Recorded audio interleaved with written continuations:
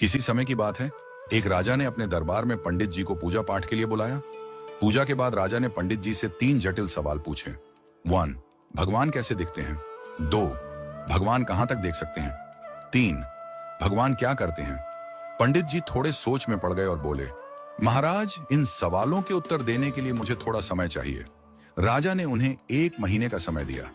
पंडित जी घर लौट आए, लेकिन कई दिनों तक उत्तर नहीं सूझा। उनकी परेशानी देखकर उनका बेटा बोला, पिताजी, आप क्यों चिंतित हैं?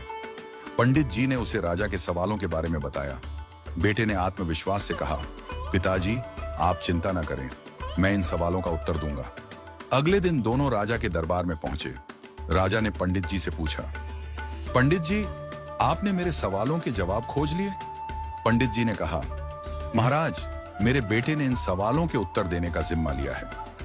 राजा ने पूछा, तो बताओ, पहला सवाल, भगवान कैसे दिखते हैं? पंडित जी के बेटे ने मुस्कुराते हुए कहा, महाराज, कृपया एक कटोरी दूध मंगवाइए। दूध लाया गया। लड़के ने उसमें अपनी उंगली डालकर घुमाना शुरू कर दिया। राजा ने चौंक कर पूछा, ये क्या कर रहे हो?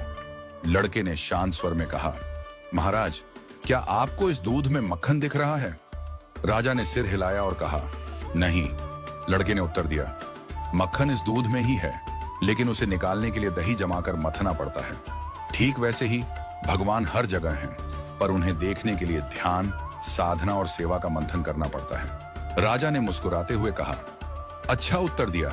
अब बताओ, भगवान कहां तक देख सकते हैं?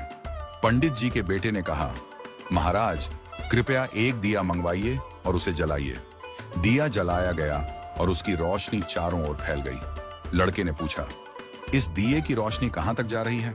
राजा ने कहा, यह तो पूरे कमरे में फैल रही है। लड़के ने उत्तर दिया, ठीक वैसे ही भगवान की दृष्टि की कोई सीमा नहीं है। जैसे इस दिए की रोशनी हर दिशा में फैलती है और सब कुछ देखती है, वैसे ही भगवान भी हर जगह सब कुछ देख सकते हैं। राजा ने संतुष्ट होकर कहा, बहुत अच्छा उत्तर दिया। अब बताओ, भगवान क्या करते हैं? पंडित जी के बेटे ने मुस्कुराते हुए कहा, महाराज, कृपया कुछ देर के लिए अपना सिंहासन मुझे दे दीजिए और आप नीचे बैठ जाइए। दरबारियों में खुसर पुसर होने लगी, पर राजा को जिज्ञासा थी, इसलिए उसने उसे सिंहासन पर बैठने की अनुमति दे दी। लड़का सिंहासन पर बैठकर बोला, महाराज, अब देखिए, अभी तक आप राजा थे और मैं आपकी प्रजा था, लेकिन अब मैं राजा हूं और आप मेरी प्रजा हैं। यही भगवान की लीला है। भगवान जिसे चाहते हैं उसे ऊंचाई पर बिठा देते हैं और जिसे चाहते हैं उसे नीचे उतार देते हैं।